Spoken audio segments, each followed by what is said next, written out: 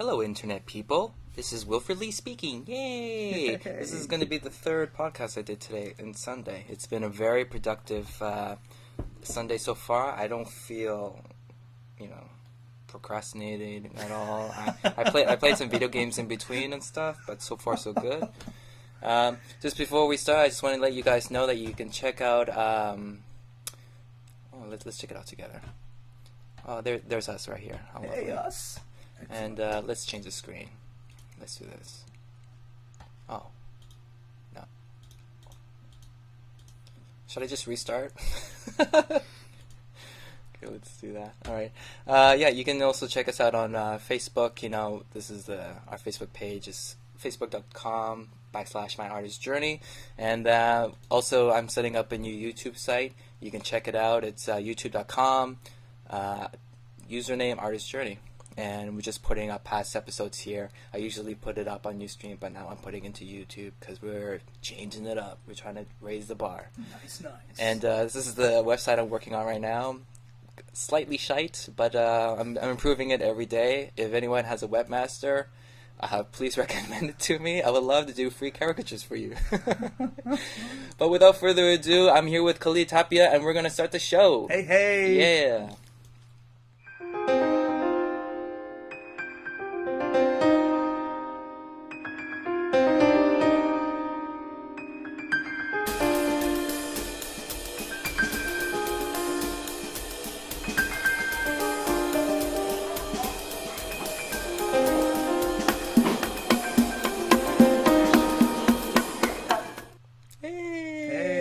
What's up, Internet people? How you guys doing? This is Wilfred Lee speaking again from The Artist Journey. Thanks again for listening, guys, if whoever's out there, and ladies. Yeah, I'm here with, back again. This is visit number 2 with Kahlid Tapia. How you doing, sir? I'm doing terrific. How are you, sir? Good, man. Excellent. It's been a good year. It has been a good year. It's been a good year. Exceptionally good year. Yeah, actually, last time when we met, it was... like you said before, it was like early February before you left to Thailand. That is correct. Yeah, and a lot of things have been going on for you. Transpired, yeah. Yeah, that's the big word that I'm going to use. Transcendence, if you will. Yeah. So last time we were doing it, you were on your way to going to Thailand to kind of basically work out and doing Muay Thai and stuff, right? Yeah. So how was that experience? That was even better the second time around. I went there once before for 2 months, and it was good, but this time around it was so much cooler because I had saved up a lot of money for like 2 years. I had planned this trip and I was like, okay, I am ready. So I went out there and I get there the first week and it was 6:30 to 9:30 every morning. Whoa. 4 to 7 every night, Monday through Saturday, of just Muay Thai, lifting weights, running, the whole 9 yards. And that first week, oh my God, my body it was like just flushing everything out of me, and I was so tired and everything. But after the first week, everything just started kicking in nicely, and I met so many different people and saw some of the old people that I had seen. That's nice. A few years before, and it was really productive. I got a good, substantial hold on the art of Muay Thai. Although, now that I've been back in Korea, haven't been doing Muay Thai, I've been swimming now. So, swimming is great exercise. And now that I've been doing it for about a month and a half, I realized one absolute truth. Michael Phelps is God. There's no way anybody can swim that fast in the water. How hard is it to do the breaststroke? Oh my goodness. It is an absolutely amazing workout. And I'm still using... And you're sweating in the water. Yeah. You can feel your sweat coming out. Yeah, so it's a doozy. It's an absolute doozy, but I really enjoy the workout. It's less, I don't have to hit anything, less impact and everything, and it's just as good or even better than running. So, But don't you find like the release of stress varies a lot? Like, don't you feel like you release a lot more stress when you're doing Muay Thai than swimming? Or? Not for me. As long as my heart rate gets up, I'm good to go. My stress is not necessarily on the act of hitting something, just the act of working out. So it can be a run, it could be swimming, or it could be Muay Thai. It just depends. When you were in Muay Thai, did you do any like exhibition sparring or anything like I that? did not. You did not. They offered, but they offered, and I said, you know what? Yeah. You know what, guys? I'm sorry. I know I don't have a lot up here, but this face is what I'm working with. Mm-hmm. This face is my moneymaker. Okay, it's not much, but I'm doing my best to keep it. And you guys can hurt me, and I don't want to get hurt. Just hit me from the sternum down. You're like, oh, I got the sternum. Yeah, I did a good 4 rounds every day. Yeah, Well, you're 4, still technically sparring with people. Right? Well, they'll hit you with the pads. You know, they don't. The trainers there, they train you to fight. Yeah, of course. That's the way they do it. Right. But I've learned that even with the Muay Thai gym that I was at, there are those in like Bangkok that are even more intense than the one that I was at. Oh. And so, I mean, these guys are running 10 miles every day. You know, I was doing 2, maybe 3. I'll do a 10-mile run once a week, something like that. You know. Did you see anybody kicking like bamboo trees like in Bloodsport? You know, people tend to mistake that. That tree is not as hard as people think it is. Sure. Screw you, Van Damme. Yeah, it is really a misconception. It is a very soft type of tree. Mm. Usually the bags in the gym are harder than that tree. Mm. So it's not as... But no, didn't see anybody doing that. Not this year. Okay. Well, that's kind of disappointing. No, it's not. Wow. Actually, I'm not sure, did you see that documentary on Vice about Fightland? Fightland, I have not. And it's basically, maybe I can just show a link or something, but it's basically about, in Thailand, they're making this new system for people who are in jail in Thailand, Mm-hmm. that they can fight for taking years off in their jail sentencing. What? Yeah. Fightland. Yeah, Fightland Vice. There you go, first one.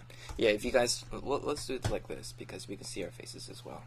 Hey, technology. The first one, Thai Prison Fights, Fightland.com. It's like a 9-minute, 30-second documentary, and it is just awesome. It's literally a movie. It's like look at that guy. Look at this fucking guy over here. He has like a body of tattoos, and everyone's there, like they vary. Some people are there for 5 years, some people are there for 50 years, some for life. Wow. You know, and they can reduce their sentence. Like, obviously, even the people who go there for life can't reduce their sentence, but they'll do it anyways, right? Interesting. But there was one guy's like, yeah, I've been here, I'm sentenced for 50 years, but now, after I won my fight, I have 47 more years left.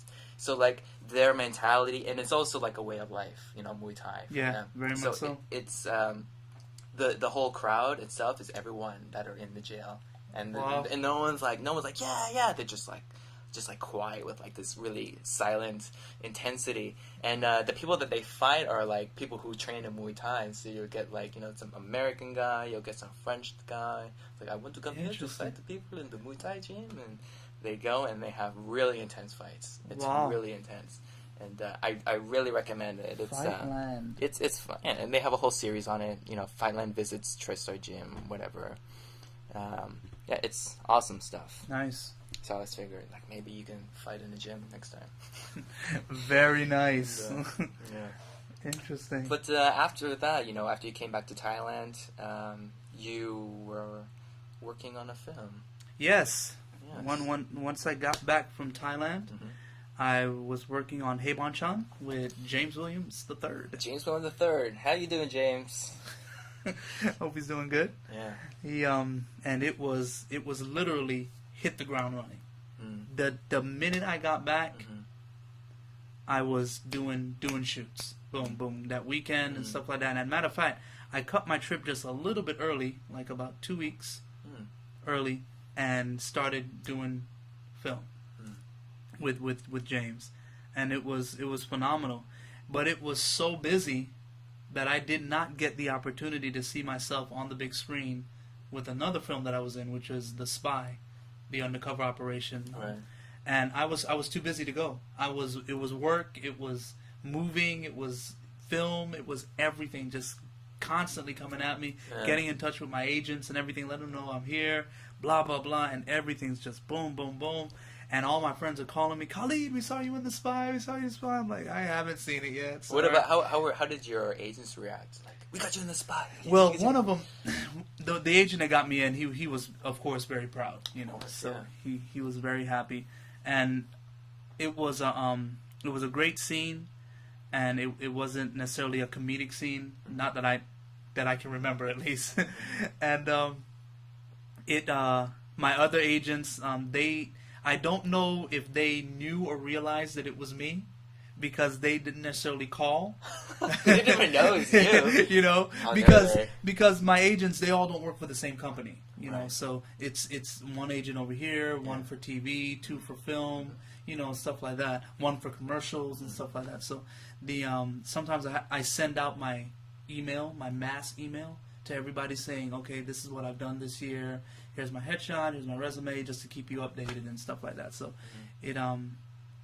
it for me, it was more about making the connections and everything with having that film in the theaters. And I rode that gravy train for a good month. It was, especially when the movie hit #1 in Korea. Yeah, well deserved. So it was on point. Awesome. So, you know, obviously you've had experience, you know, working with like the expat film community here, and then you were doing, you know, big feature films like The Spy. What was, even though it was like you had one particular scene to do for The Spy, like, is there any distinct differences when you're working Yes. with the filmmakers? Like, what is that experience like for you? For me, when I'm working with foreigners, and I'm about to tell the big secret, I hate the way I look on camera. I want to be an actor, but I hate the way I look on camera. The irony, right? So, whenever I'm working with a foreign filmmaker, that director, he's like, do you want to see the dailies? And I'm like, no, I don't want to see them. If you're happy with it, then I'm happy. You know, because for me, it's what the director wants. Yeah. He's the orchestrator of the whole thing. As long as they're happy, I'm fine. In a Korean set, they want you to look at the dailies on a regular basis. I'm like, oh my goodness, I gotta see myself over and over again. This is such a humbling experience. But that to me is the main difference. And then, of course, on a Korean set, the director is absolutely, undeniably in charge. You know, if he asks for a suggestion, you can give it. Well, other than that, he knows exactly what he wants. Whereas a foreign director is more open to receiving other suggestions and stuff like that. Not to say that that's wrong, because the Koreans are doing an amazing job in the industry right now. So, did you have like a lost in translation moment where you saw your dailies and the translator's like, more intensity, kind of like, more intensity, and you're like, what do you mean? It wasn't a loss in translation. It was the way I acted in the scene. The director was like, you're looking at the enemy like you know they're the enemy. I don't want you to act like you know they're the enemy. I just want you to be totally oblivious to the whole thing. Because I can tell by the way your eyes are cutting at her, you realize that she's the enemy, and I don't want that. And I was like, okay, no problem. But my agents are always on set. That's one of the differences between an American agent and a Korean agent. Because the Korean agents have to be on set. They're the main translators. You know, so a lot of times they're there the full 12, 13, 14 hours that you're there, you know. So it could be pretty intense for them too. So they but it was definitely well deserved.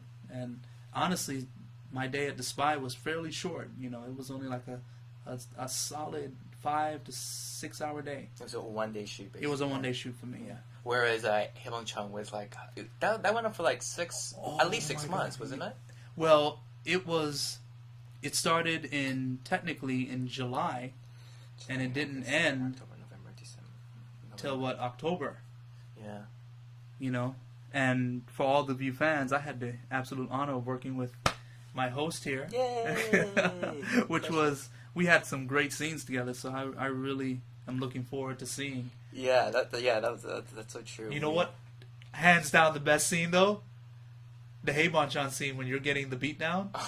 And dude, there were so many people in the streets stopping and watching. Yeah. Because they thought it was real. Yeah. People calling the cops on us and everything. That was hilarious. They would call the cops on us.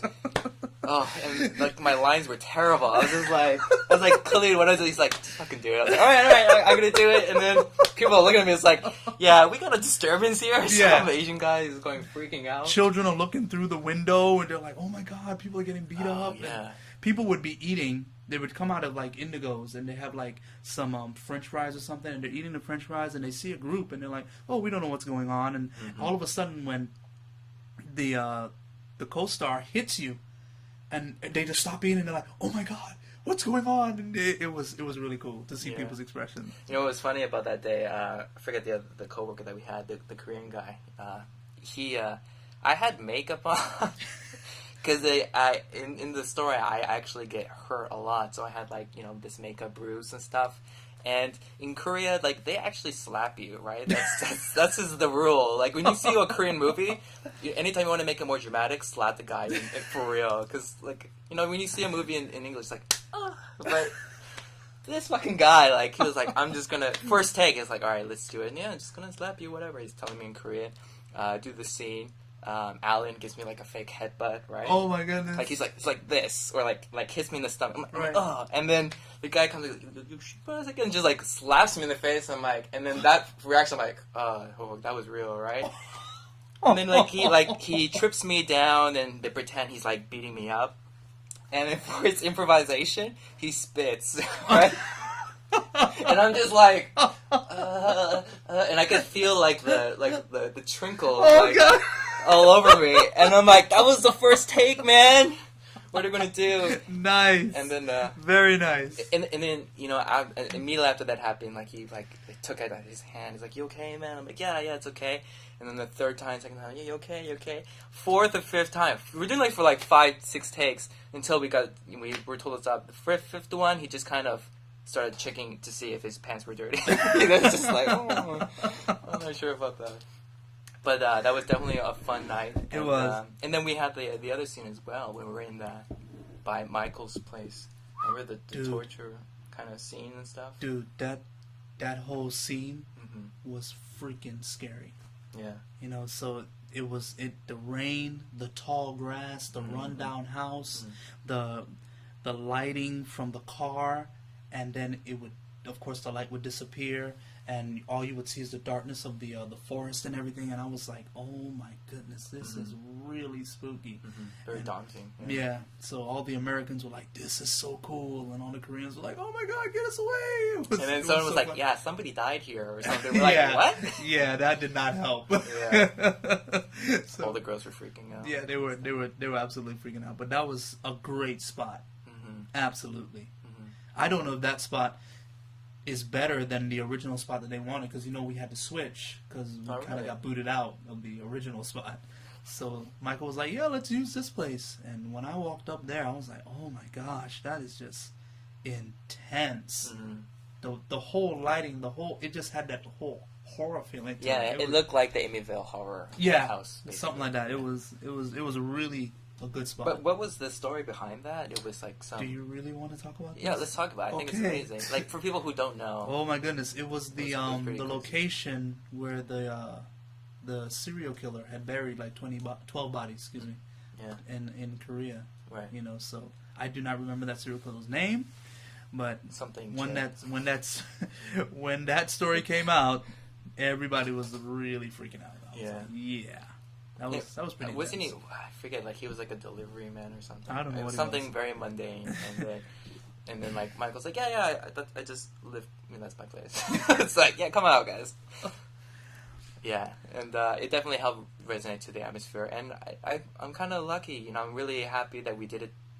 Just work on a film like that, because in some ways it's very guerrilla style. Yeah. Some ways we lucked out a lot. We did. Just by the support of everyone helping us out, especially Michael, getting the, locations places, and stuff. It was very, very well done. It was a great experience and stuff. Good characters as well. A lot of variety and stuff.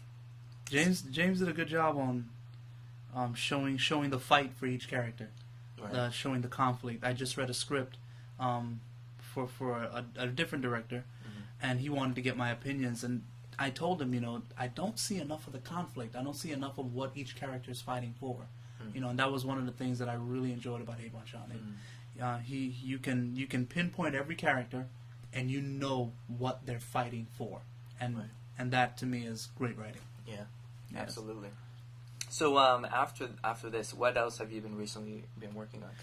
Well, that was just the beginning. Yeah, that's just the beginning. After Spy came out, I got lucky again. I made it off the editing table for the movie Kamgi, The Flu. Oh. I had a very small scene, but I had lines. Had on a hazmat mask, so most people won't recognize me. But my agent sent me the clip of me being in that film. And then it must have been a third time's a charm because I got into Pamui Yawang. What is that one about? That is about a young lady who recently got married, and she has a past that she doesn't want her husband to know about. And it's a comedy. And I went to the movies and saw it. Of course it is. And I get shot by the lead actress because I'm playing a gunman and everything, and I was on screen for maybe 3 seconds, but I made the credits. That's all I care about. So, but it was so much fun doing that scene because they put a jacket on me with blood packs. Oh, nice. Yeah. Wow. So, and then I don't know if you know this or not, but when you're in that scene, the gunshots are going off. It sounds so real. So I'm standing behind the door, about to come around the corner and yell, "You crazy bitch!" And my heart is racing because the gunshots sound so incredibly real. Wow. So I come around the corner, and I yell, and I go to shoot, and that blood pack pops right on my nipple, and I'm like, "Oh my god!" So the look of pain that's on my face in the movie is real. Yeah. That whole thing is real. It's real. That's real. It's absolutely real. Real pain. So yeah, it was like 6 of them that just went off. Bah, bah, bah, bah, bah. That's so great. It's like so far for those 3 films, like you've had completely very distinct opportunities to do stuff, and you put on that blood pack and stuff. It was so much fun to do that scene. Yeah. That was a long day though, because it was a lot of waiting. I've learned that acting is waiting. You know, so they were waiting to do different things. They don't need me yet, so I'm just upstairs working on different stuff, sending out emails or whatnot, watching TV or whatever it is. But I worked on that one for like an hour and a half, maybe. But I stayed on set for like a good 12. Wow.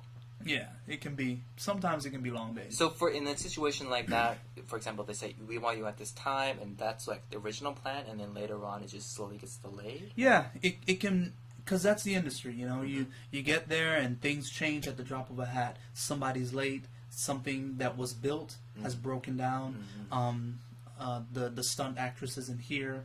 Different things can happen, so you just have to sit and just be patient, you know. And patience is a very valid virtue in this industry, because you always have to be waiting for something, waiting for lighting, waiting for sound, waiting for something. So you learn to bring your books, you read, and just sit back and relax, you know. And then when it starts getting closer to the time, open up the script, start going through your process to make sure that you're portraying the character that's necessary for the director.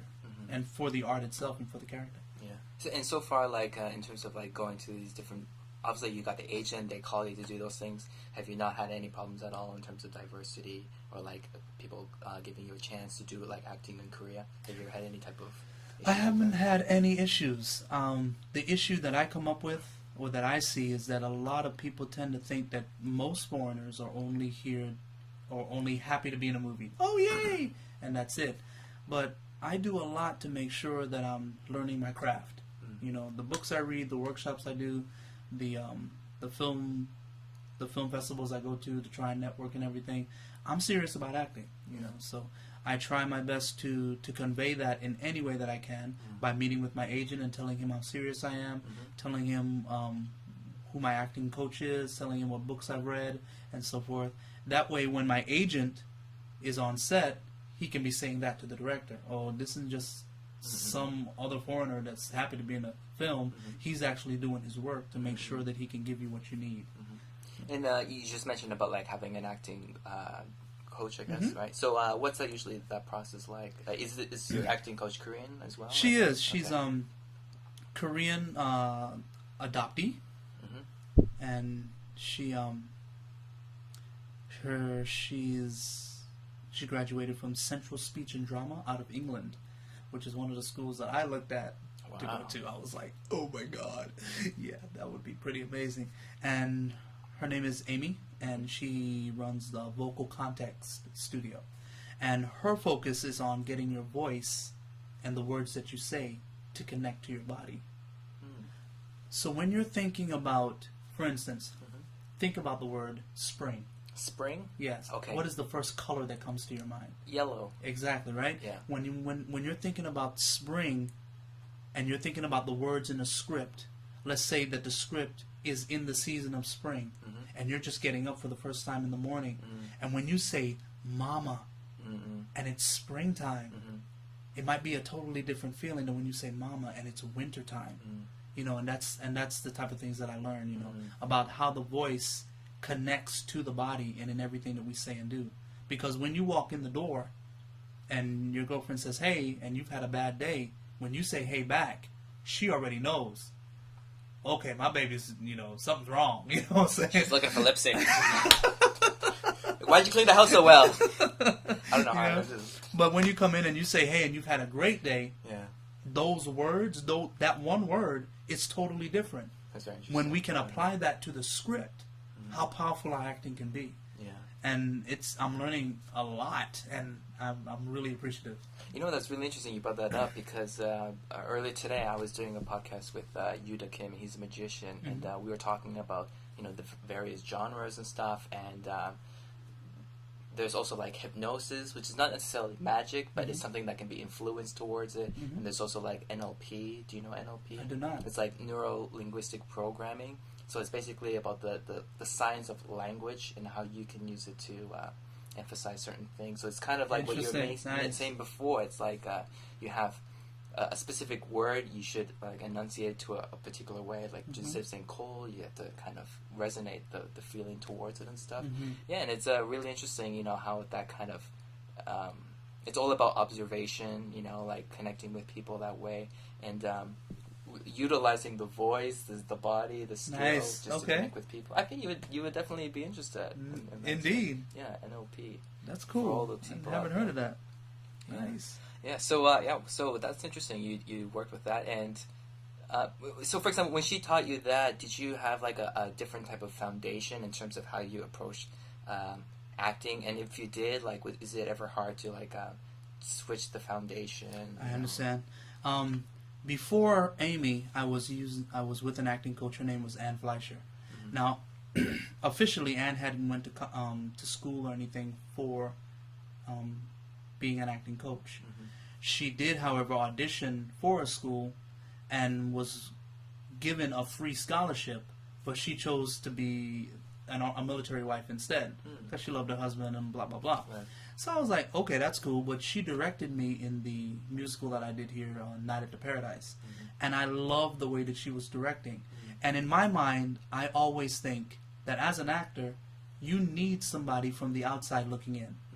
Because there is no way, I do not believe there's any way that any one person can do this without having somebody from the outside looking in.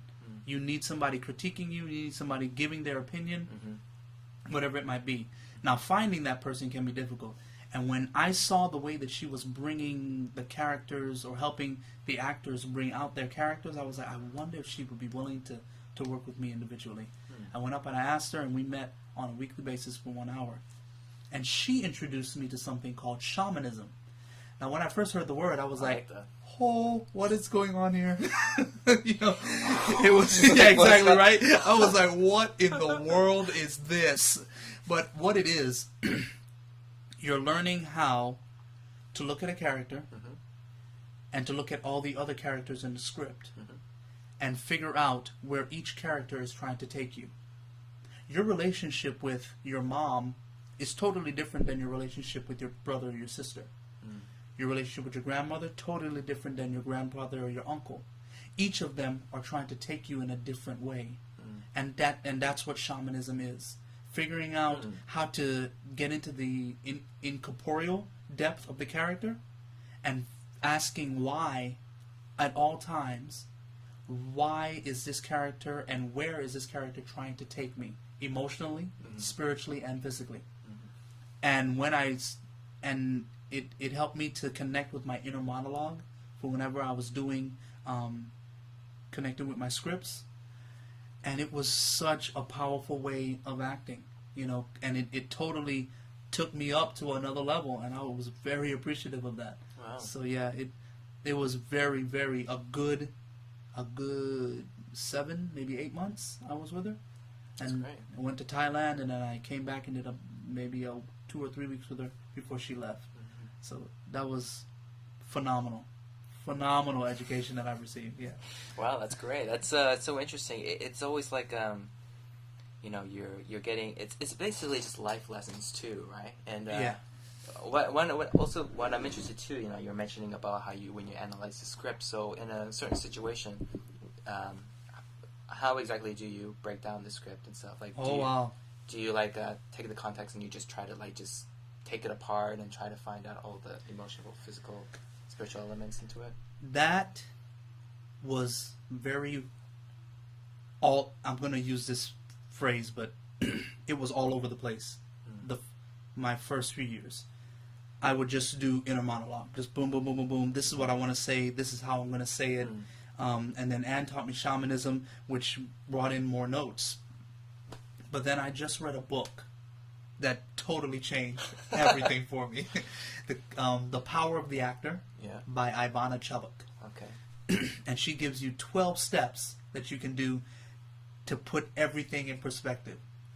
Objective is your first step.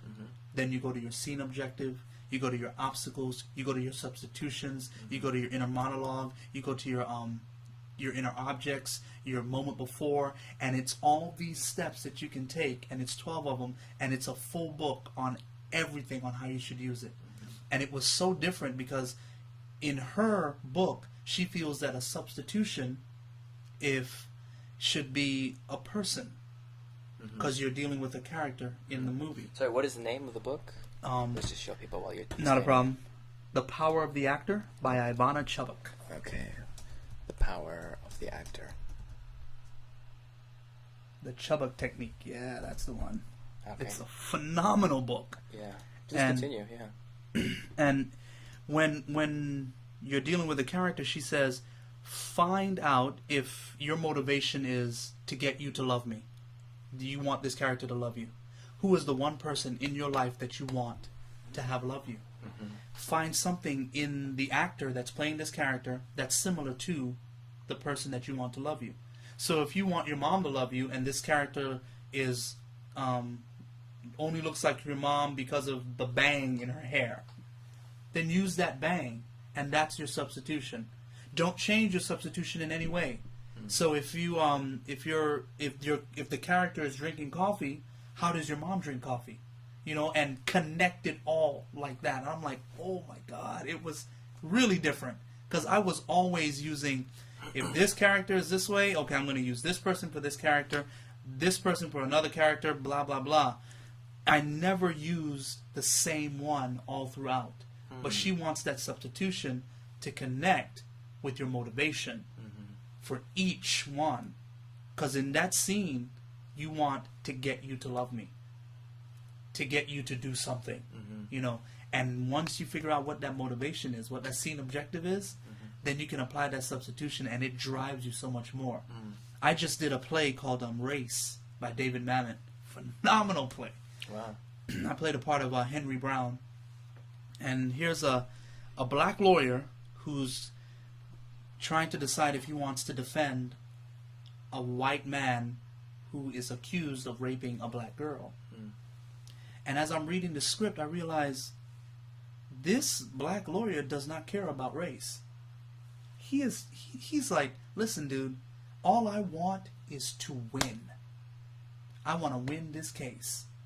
Whether you're guilty, whether you're innocent is irrelevant for him in this. And it was so powerful because my character did not get along with the other black character in the play, which was so weird because every movie you see, it's always the two black characters get along and they're always against the white character.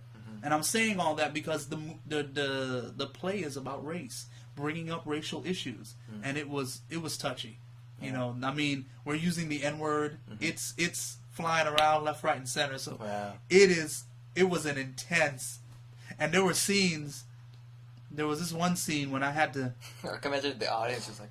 Sometimes they were laughing. Sometimes they were cringing. It depended on the audience for that evening. You know. So, and there were times when the director of the play, I would say certain words or certain scenes, and he was like, "Please, don't push it anymore because I don't want to riot in this place." You know, it was really intense, but a great part to get into.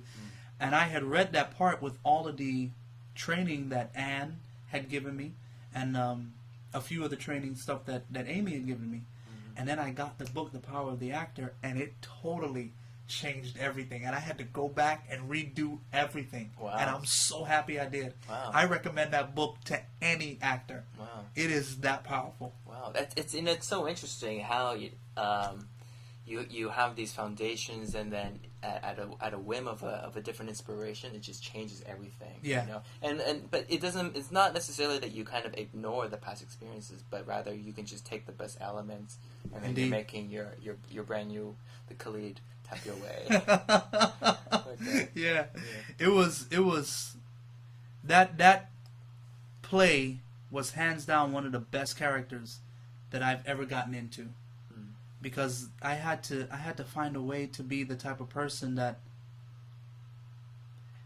was totally trying to get rid of all his empathy. Mm-hmm. You know, I mean, how hard would it be for a black man to defend a white man who is accused of raping a black girl? Mm-hmm.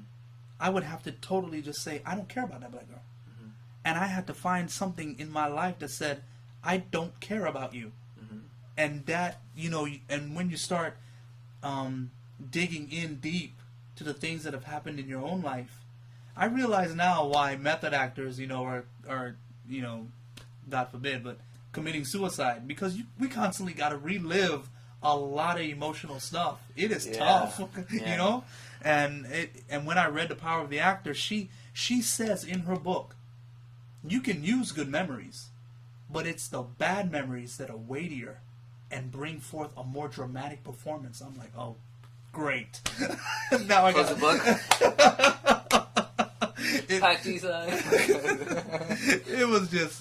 It was an amazing book, and because of that book, it made the play so much more fuller for me. Yeah. Yeah. So yeah, definitely. Mm-hmm. If you get a chance, read it. I literally read that book in a week and a half. I read a chapter, maybe 2 chapters a day, because like 22 chapters. And I was just zooming through that thing, because I wanted to have a bulk of it read before I started race. Yeah. Because by the time I opened to the first chapter, which is objective, the overall objective, I was like, this is changing everything for me. Wow. That book has become my new Bible. That's awesome. Yeah. Yeah. Okay. Well, people check that book out. We can't say anything else good about it. It sounds pretty good, and the ratings are pretty good as well. It's 5 stars.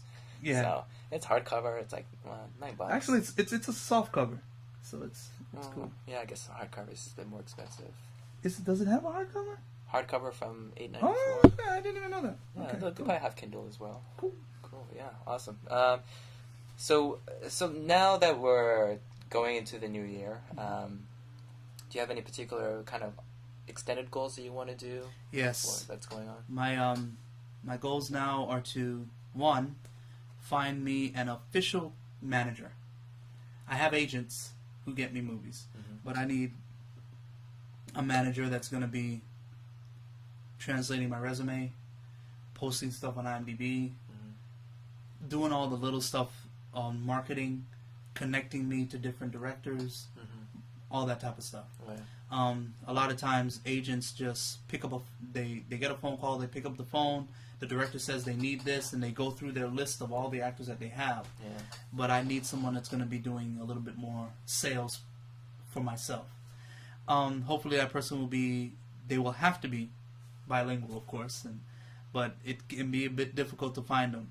But other than that, my new goal is to be in additional Korean films as a lead or co-star, speaking only Korean. That is my number one goal for this year. So I'm taking not 1 but 2 Korean classes, and I have currently 2 language exchange partners, and I'm doing my hardest to get the language down.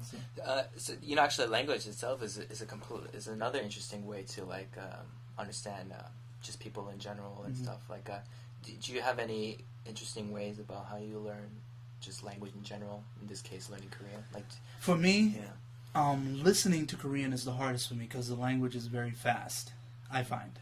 So I have one language exchange partner who I don't meet in person. I only talk to her on the phone because it forces me to listen.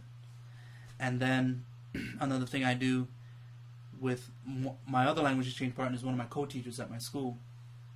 She'll call out a sentence in English or in Korean, and then I have to write it in Korean. Oh, that's very challenging right Yeah, there. you know, so it's usually stuff that I've studied or stuff that I have a test tomorrow at one of my language schools, you know, so I'm a little nervous about that because if I don't pass it, I can't move up. Oh, nice. Yeah, that's the purpose of going to this school. I knew that they would test me, which will push me to work harder and everything. So, yeah, so it's but for me, it's just about listen and repeat and constantly using the different words, you know. So, do you have any favorite songs in Korean? I don't. You are the second person to have said that I need to get into more K-pop or something. It'll help. I definitely felt that helped me a lot in Yeah? Korean, and it's also like a cultural thing. Like you go to Noraebang, and then you just because they always ask you what is your number 18, which means like number 18 is supposed to be your favorite song, that your go-to song. Oh, really? When you go to Noraebang, right? Okay. So that was like, oh, okay, well, might as well do that. And I remember one of my good friends who's Korean, he was like, listen, man, if you don't like trot, you're not Korean, dude. I was like, guess I'll learn trot music. So I was like, dude was like, dum dum dum dum dum, she dum dum. And it helps a lot because when you go to Noraebang and you just pick like a Korean song, you're like, what the you know, like really the lyrics are there, you know. Nice. You sing along with it and stuff. The rhythm, you know, like you're thinking about the musical rhythm that's easy to pick up. Da, da, da, da, da, da, da, da. Okay. Slowly do it, replay it again, da, da, da, da. And then later on you can pick up the song fast. And it's kind of like when you read a newspaper. I don't know exactly what I'm talking about, but at least I can read it. Right. Definitely speeds up your reading skills because you're associating it with rhythm in terms of music. Okay. And then later on, what's the title? And yeah, so what's the song about? And then later on, you get these words here and there and stuff like that. Nice. Yeah, it's I know like maybe 3 songs now, so it helps a lot. Yeah. Okay, I'll look into that. Kahlid, I really wish you learned one trot song. Try. Trot, just one. It's awesome. So like everyone will love you. Okay. It's awesome. Smooth. Yeah. Smooth. Yeah, I also remember what did I used to comics. I used to just read those, and I get like a Korean one that I was like trying to like. There was one I was reading called Homunculus. I don't know if we talked about it before, but it's an amazing Japanese manga, possibly one of the best stories I've ever read. Really? And it's a manga, and I'm like, this book blew my mind. It's a story journal.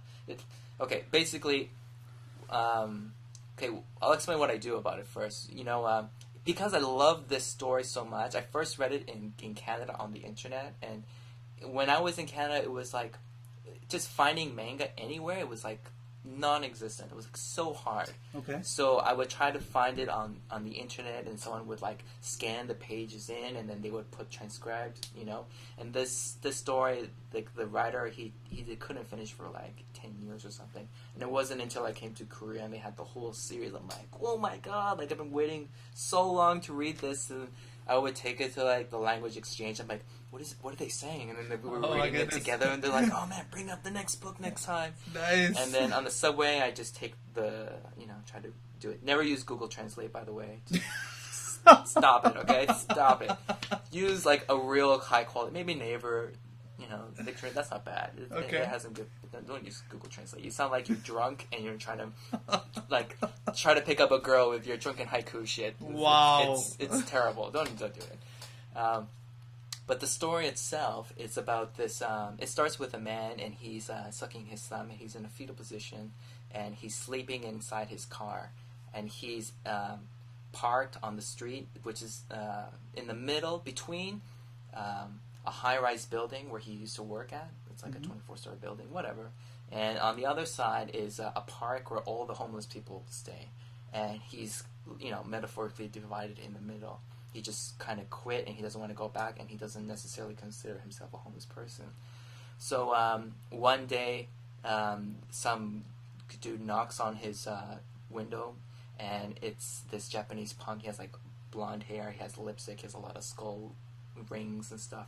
And he says, yeah, I've been kind of observing you for a while, and I have a proposition for you. I can tell by your position that you're struggling. So how about I give you like $5,000 or something if you let me drill a hole in your head, like right here.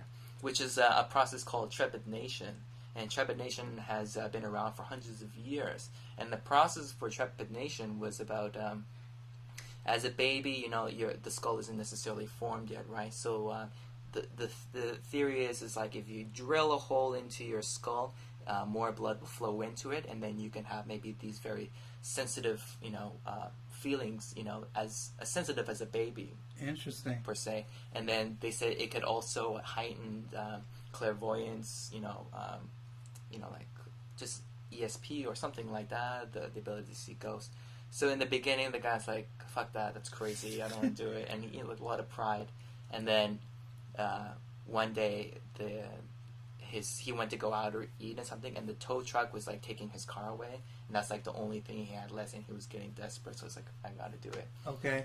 Guy goes in, and then he's the punk. He's really a smart dude, and then but he dresses like a punk basically. But he takes him to his house, and he's like obsessed with like this process. He has like skulls. He's like all these files and everything, and he like completely covers his house like Dexter's, you know, like killing it, just all in plastic. And then starts drilling it. The photos are awesome because there's like, I remember the one scene. It's just pictures, but the setting, how they set it up, is like a movie. I remember there's one distinct thing where you just see the guy's feet just like this. Ooh. You know what I mean? And just like little lines on the other side, but it's perfect, you know? Nice. And then he gets up later and he has a big Band-Aid, and it's like, he's like, so how you feel? Like, oh, I don't know, I feel fine, right? And then they start doing a series of tests, like, you know, those ESP tests where it has like a star, a square, like a squirrely sign. It's like, try to, you know, find the right one. Does so, like, it's not really amazing or anything. Goes to a certain place, like a tunnel. It's like, someone died here once, see if you can find any ghosts or anything. He goes, he can just smell things, but nothing happened, right? And then they, in a way, they kind of give up, and the guy the homeless guy, he starts walking back into like downtown Shinjuku area, right? Kind of like downtown Korea. And just a small gust of wind just kind of flies and then gets in his eye. He's like, and he like covers his left eye. And then at that moment, he realizes that every time he covers his left eye, he can see people for who they really are. And it's like literal physical distortions of their body based on their ego. It's like the concept of the homunculus, which is what the book is called. And homunculus is about, it's supposed to be like, it's like back in like alchemy days, you know, people trying to make gold or whatever. There was also a part where people were trying to make humans by like getting sperm of a human being, putting some mud and putting certain elements and burying it and hopefully growing literally a human, right? But the idea of the homunculus obviously changed a lot, and it's become more of a psychological element.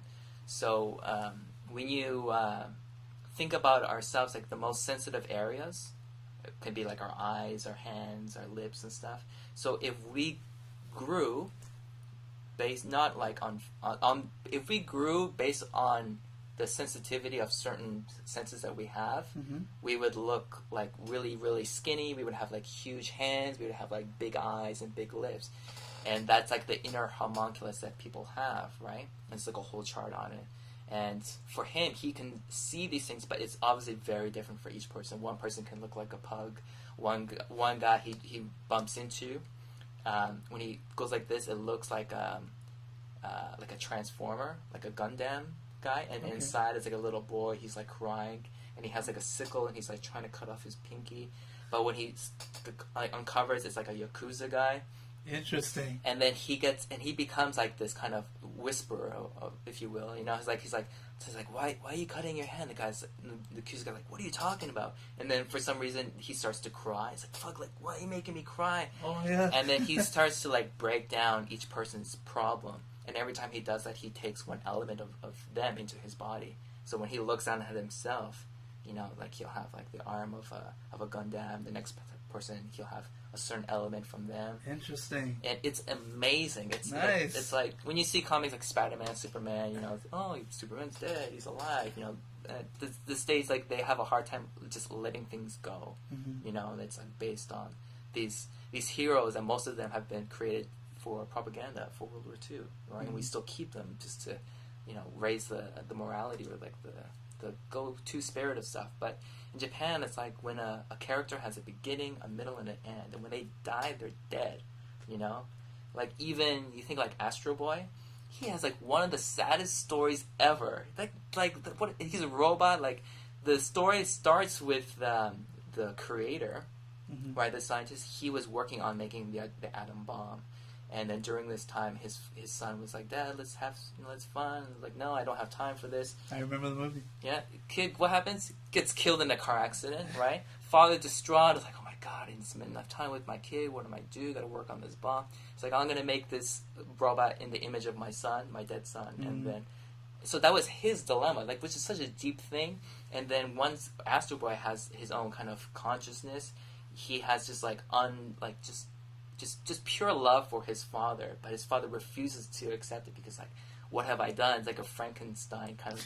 Right. Like, it's so complex, you know? And you look at the pictures and you're like, oh, but it looks so cute and stuff, but they're so deep, they're so in-depth, and it's like, wow, it's amazing. So, I totally recommend. That's why I was like, when I was like, I gotta read this book, I gotta find out what happens at the end. Nice. And the series is completely done now.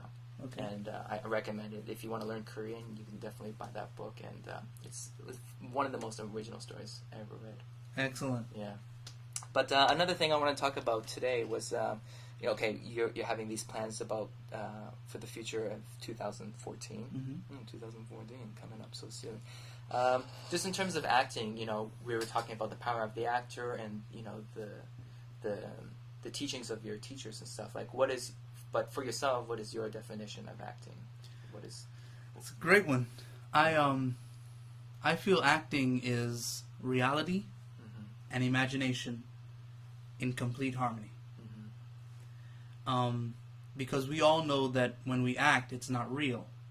But the more I can get you to think something feels and looks real, and when you hear it, it sounds real, I've done my job. The more I can get you to laugh or be frustrated with me or to think that I'm a jerk or to think that I'm just an ingrate or a pervert or whatever the character is that I'm playing, if I can get you to walk up to me and say, I hate you, or I really enjoyed what you did, or if I can get you to not talk to me at all because you are just repulsed by me and the character that I played, I have done my job. Can you imagine, like, the kid from Game of Thrones? Like, people will hate this guy. Like, poor kid, man. Yeah, but he does a great job, right? Yeah, because I cannot stand him. I want him to die so bad. Yeah. I really hate that kid.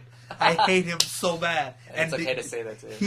He is doing his job extremely well. Yeah. Even though I know it's fake, I want him to die. So that's how I feel acting should be. Yeah, and that's such a great way to put it, like imagination and reality. In harmony. In harmony. Yeah. It's like the yin and the yang. That's a perfect quote. Put your name on it. That's awesome, dude. Yeah. So, is there anything else that you want to share with people? Like, you have some workshops coming up as well. Yes, there is a camera placement for maximum impact, and that is the name that's on the Facebook group. Camera placement for maximum impact. Okay. And let's write it down. It's a workshop that's being done by an award-winning director out of Turkey. He's a foreigner who teaches film in Turkey, and I met him at the Puchan Fantastic Film Festival back in 2012. And I was actually trying to crash his course at his when he was teaching, but they wouldn't let me in, of course. And because I had a press pass because I was doing movie reviews, I was able to do some of the behind-the-scenes stuff. And I met him, and he was telling me that a lot of times, a lot of the students are just there because it's an elective. They don't necessarily have a passion for film. And I'm like, man, there's a lot of people that can learn from what you have to give. And it sounds like it's only for directors, but it's for actors, it's for writers, it's for editors. It's about learning the story of the film and learning how you can be more effective in that story. One of the things that he wrote that I want to just read a little bit of. Sure, yeah. Although the title of the workshop is Camera Placement for Maximum Impact, the workshop is not about how to use a camera. It's about many things, one of which is understanding the story of the film on a deeper level. Although we usually hear filmmaking is about storytelling, I don't think that's true. The film is at the surface of the story, but the story is at the surface of something bigger. It's not about simply showing the audience pictures of the story, but creating an experience of something. The story is one of the ingredients of the experience. The story is there to help create this experience. The seed of that experience is there inside the story. And I think that in itself is just powerful. Yeah. The seed, when I as an actor can understand the seed of the story, when you as an editor can understand that, when you as the writer, as the director, as the cinematographer can understand the seed of the story, how much more effective can you be for that director? That to me is powerful. Yeah. So I'm really looking forward to, we're looking for 20 people to come out, and yes, it is a paid, you do have to pay, but please understand that we're flying him in from Turkey, Istanbul, Turkey, and he is an award winner. He's won awards from film festivals in Turkey, and he's had 2 films at Busan Film Festival. So he knows his stuff, and I'm really looking forward to having him here, hosting him and learning from what he has. Me, I'm a sponge. And any actor, say workshop, and Kahlid is paying to get in. I don't care. It doesn't matter to me. Because that's just the way I feel I should be. I should be learning all the time. And acting is infinite. You can never stop learning in this craft. Because the human behavior is just so vast. Right. We act different ways with different people. And if I can tap into that in any way that I can, whether that be learning at a workshop, watching people on the subway, whatever it takes, I'm willing to learn it. Awesome. And before the new year ends, or before it comes to a beginning, who knows? Let's talk about some films. Sure. For 2013. 2013. Oh my goodness. Let's see. For me, what has been out there for 2013? Any good movies that you've seen recently? Recently, it's been a while since I've seen a great movie. Recently, some of the stuff that came out was okay. But for me, I did enjoy Man of Steel, Fast and Furious 6. Oh yeah. And a shout out to Paul Walker. Yeah. Because I really felt it this time. When Heath Ledger passed away, I was in the Caribbean. I was working at the Ritz. I loved film and I loved acting, but I wasn't pursuing acting. So when I saw that, I was like, man, that it hit hard. But when Paul Walker passed, I was like, man, it felt like a piece of me was gone. Because here's a fellow actor that's gone, and I'm in no way am I at his level, but I'm definitely in the industry, and I really felt it that time. So it but I really enjoyed watching him on screen and watching how he grew as an actor and everything. I remember him from back when he did the Skulls, with oh my goodness, the Jackson guy. I can forget his name now, and I'm probably saying it wrong, but William Peterson from CSI was in that movie and everything. And I was like, here's this guy that was a model, and he's come out and he grew as an actor and everything. And that was a hard one to take this time around. But yeah, Fast and Furious and Man of Steel to me was amazing. I love the way they changed a little bit of it, the scenery and maybe a little too much computer graphics, but it is what it is. The movie made money, so the movie made sense. I think what was interesting about that, I just loved the whole take that it was like an alien movie. And spoiler alert, I'm sorry people, you can plug your ears, but I love how the main, like a twist, or like the main climax is this was the birth of Clark Kent rather than the birth of Superman. Interesting. Like at the end, it's like, welcome to Clark Kent, welcome to the planet. Yeah, that was... and then like that was him like integrating into like being part of the community and stuff. Community, if you will. I don't know. Yeah. Yeah, it was really interesting how they're always trying to retaking those new takes. Well, I'm not sure if I can think of any movies I saw recently, but have you any movies that you're looking forward to watching? Have you seen Transcendence, the trailer for that? I have. That one looks good. I'm also looking forward to seeing Dawn of the Planet of the Apes. Yeah. Andy Serkis as Caesar is just phenomenal. There's a new one coming out called Sabotage from I believe it was the writer of Training Day, and that one looks good. It has a great cast: Arnold Schwarzenegger, Sam Worthington, and so that one looks pretty good. Oh, and speaking of past movies, a really good one from Korea, Snowpiercer. I've heard good things. Yeah. And I'm really looking forward to getting on a set with something like that, a good America-Korean kind of collaboration. So yeah. Got to start using that IMDb Pro now that I've upgraded. I'm looking forward to getting more involved with IMDb. I've been, I just had the page. I wasn't really using it, but and I'm glad too, because I probably would have stepped into something or would have been rejected more because I wasn't really ready. But now I feel a lot more ready than before. Yeah, it's all about preparation. It is. It is really very much so. So, what do you, for other actors out there who who want to get into it, like, what do you think is the most important elements in terms of? In Korea, learning the culture and being aware that things are different here, they're not wrong. I constantly have to remind myself, it's different, it's not wrong. Right. A lot of times we as Americans, I'm going to say Americans because I'm an American, we can have a slightly arrogant perspective on the world. And I try to make sure, hey, just because it's this way doesn't mean it's wrong, it's just that it's different. The way they do headshots, the way they do acting, the way they do auditions, everything can be a lot different. Now, I say that because I've only experienced it here in Korea. I really haven't experienced it in America because my entire film career is because of this beautiful country. So I only know this side, and I only know the stories of the other side. I haven't really experienced it for myself, but I know it's different. But understanding the culture is the most important thing, and learning how to network. A lot of times, my 4 agents are great. I love them to death, but there is no agent better than me. Most of the stuff that I get is because I network.